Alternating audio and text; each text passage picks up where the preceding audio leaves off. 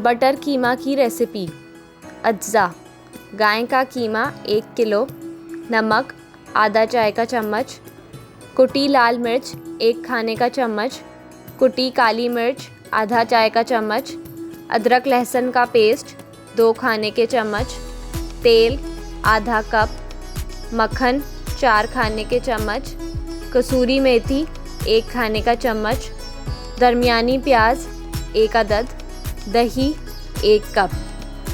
तरकीब: पैन में तेल गरम करके प्याज को ब्राउन कर लें।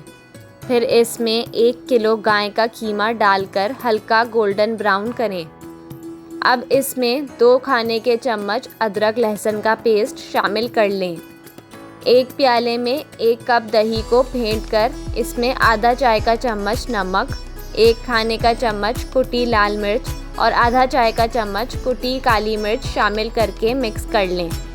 अब बनाए हुए दही के मिक्सचर को कीमे में शामिल कर लें ताकि कीमा गल जाए।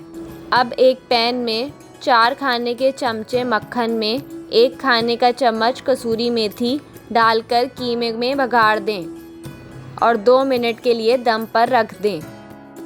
लजीज बटर कीमा तैयार है। मज़ीद मज़ेदार रेसिपी के लिए हमारे चैनल को सब्सक्राइब करें।